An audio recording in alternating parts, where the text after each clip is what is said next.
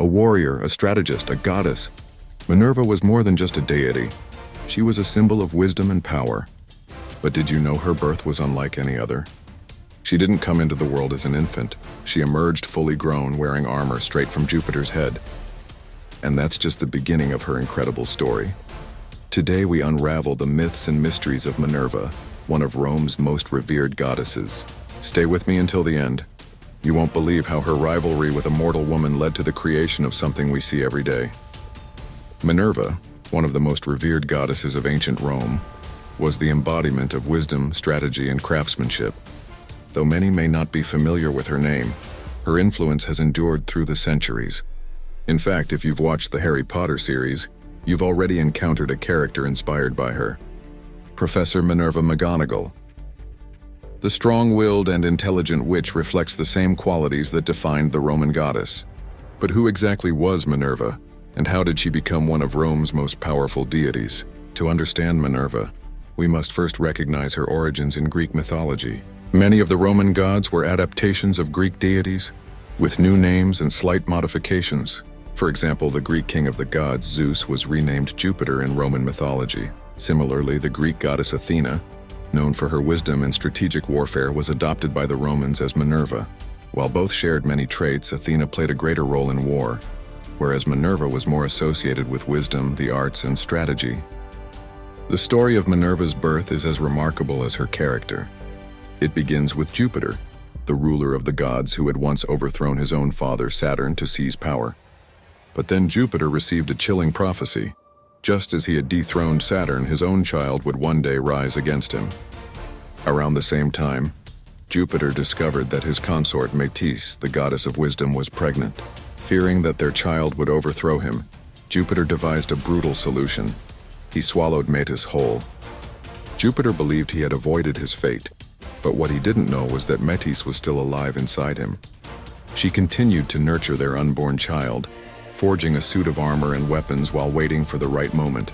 Then one day, Jupiter was suddenly struck with an excruciating headache, so intense that he writhed in pain. Seeing his agony, Vulcan, the god of fire and the forge, came to his aid. With a mighty swing of his divine hammer, Vulcan split Jupiter's head open. What happened next left the gods in awe. From within Jupiter's skull, a radiant figure emerged, fully grown and clad in gleaming armor. It was Minerva. Unlike other newborns, she was not an infant, but a powerful, intelligent warrior, armed and ready for battle.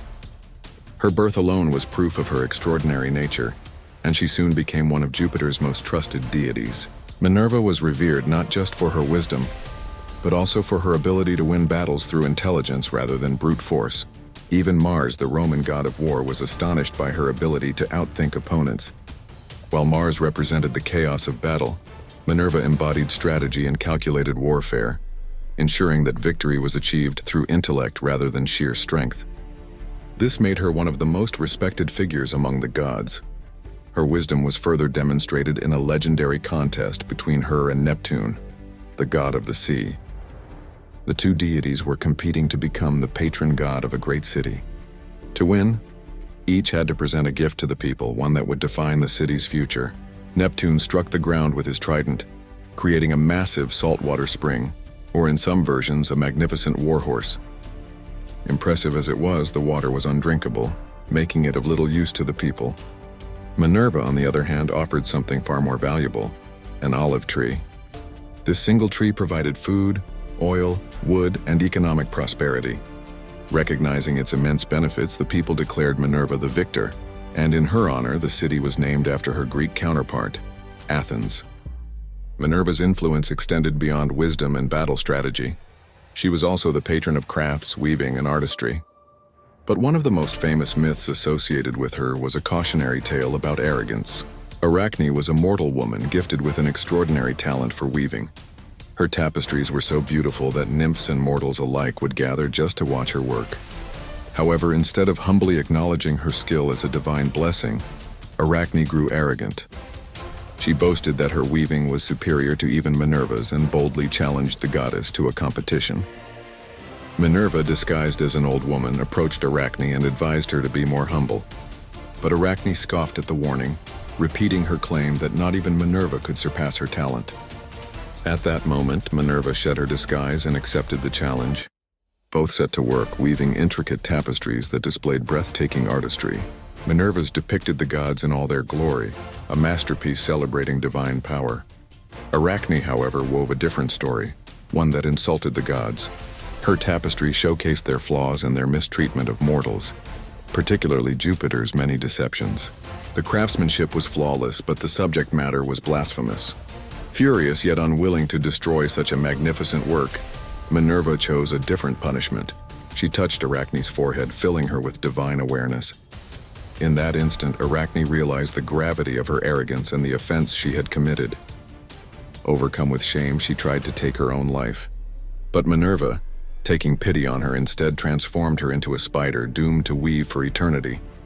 This, according to mythology, is how spiders came to be and why they are forever spinning their webs. Minerva's importance in Roman religion only grew over time. She became one of the three major deities of the Capitoline Triad, alongside Jupiter and Juno, and was revered as a protector of Rome itself. She was also credited with the invention of the flute, though, according to myth, she discarded it upon realizing that playing it distorted her face. Even today, Minerva's legacy remains strong. Her image appears in sculptures, paintings, and even modern pop culture. She symbolizes wisdom, strategy, and skill, and her influence can be seen in figures like Professor McGonagall and countless other characters inspired by her strength and intelligence. What do you think of Minerva's story? Let me know your thoughts in the comments. And if you love mythology, don't forget to subscribe for more fascinating stories like this one. Thanks for watching.